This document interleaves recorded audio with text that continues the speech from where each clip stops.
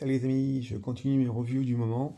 Donc après avoir fait Solo Leveling, où j'ai déjà donné mon premier avis, j'interviens à présent sur le dernier épisode de Tsubasa qui est sorti. Donc relativement tranquille. Donc on commence toujours, hein. Donc avant toute chose, hein, les amis, n'hésitez pas, hein, mettez un pouce bleu, un petit commentaire, partagez, hein, faut pas hésiter. On s'abonne, parce que je vois que beaucoup de personnes regardent des vidéos sans s'abonner, faut pas hésiter, hein, n'ayez pas peur, hein, je suis pas méchant. Donc pour le dernier épisode de Tsubasa qui nous est sorti, il nous revient donc sur la fin du match de l'Argentine où il nous reste 2 minutes de jeu, donc on revient sur assez classiquement le dernier but de Mizugi. Et puis du coup on voit une Argentine en feu qui veut pas accepter le 5-4 et qui va donc tout faire pour essayer d'égaliser. Sachant que pour le rappel, étant donné qu'ils ont fait plus de buts que le Japon, une égalisation pour eux suffirait pour passer au match suivant. Donc on commence direct l'action par un Diaz qui va nous faire un tir feuille morte du cercle central.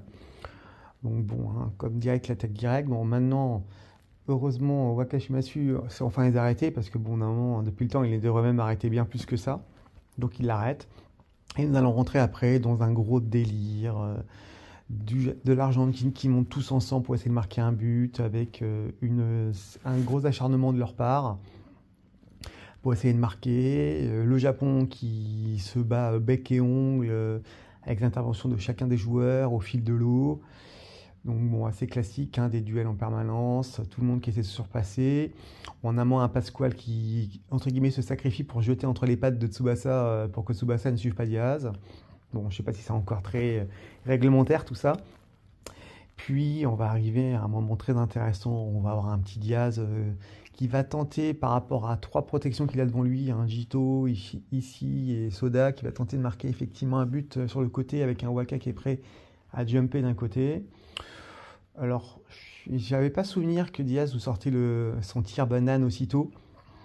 Et bon, il va faire un petit tir avec effet par-dessus le mur pour essayer de marquer. Donc on a un Waka qui allait nous faire son petit saut contre le poteau opposé pour aller de l'autre côté.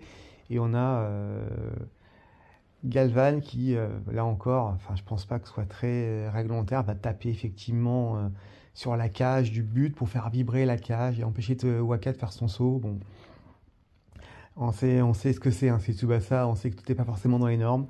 Et puis on va arriver à un Ishizaki et Jito qui vont réussir à faire une arrêt combinée. Là encore, ça me paraît arriver beaucoup trop tôt, mais bon, admettons. Et qui va arrêter le but. Et c'est là que va s'arrêter ce dernier match. Assez classique. Enfin, assez classique, je pense qu'on aurait pu s'en passer cette dernière minute et qu'on aurait pu la mettre dans l'épisode précédent, hein, à titre perso. Là, c'est vraiment un petit peu, ça fait vraiment très remplissage quand même. Et puis, on va voir l'échange de maillot typique de Diaz qui échange de maillot avec Tsubasa. D'ailleurs, ça lui va pas du tout. Mais voilà, pour le côté un peu respect, c'est bon, tu m'as battu. Puis après, on va voir de côté un peu tranche de vie, où tout le monde, donc on a les gens qui félicitent le Japon. On a bien évidemment le petit magazine de sport qui dit oui, où sont les réussites de chacun, le petit résumé des matchs. On a notre équipe du Japon qui est en mode un peu tranche de vie, là, où ils vont un peu raconter leur vie. Tsubasa qui appelle sa cause, Sanae qui discute, Ishizaki qui intervient quand ça devient un peu trop sérieux. Bon, c'est plus pour un peu développer la relation entre deux. On a un petit passage vite fait où Sanae voit le mec qu'elle avait vu il y a quelque temps faire son sport. Bon, rien de très intéressant. On a un petit Misaki qui, alors, on va savoir pourquoi, on va quand même dire que c'est Tsubasa qui lui a demandé, a été se renseigner pour l'équipe de Sao Paulo par rapport au Brésil, en disant bien que Roberto est là et qu'il représente son équipe et qu'ils ont un match le même jour que leur demi-finale avec à 9h30 et Tsubasa dit qu'il aimerait bien voir Roberto. Bon, je vois pas trop l'intérêt de ça parce que on va dire que ça peut encore bloquer notre Tsubasa.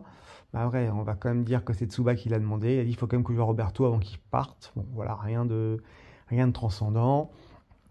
Et on voit un petit topo sur les Français qui sont devenus plus forts depuis que Napoléon les a rejoints. un petit topo sur l'Uruguay où on dit qu'il y a effectivement un seul joueur qui fait la team, que l'Allemagne, Schneider a une très belle équipe, qui a l'équipe la plus forte qui l'accompagne. On parle un peu du Japon, où on focalise uniquement sur Yuga et Tsubasa. Là encore, pas un mot pour Misaki ou Wakashimasu ou Mizugi, donc j'avoue que moi enfin, chaque fois je trouve ça étonnant, mais bon, admettons.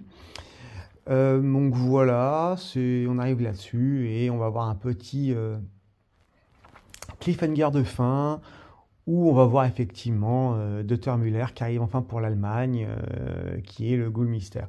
Donc voilà, un épisode à la fois dense. Ça n'avance pas plus que ça, mais c'est vraiment un épisode vraiment de transition pour que les gens se préparent pour le match.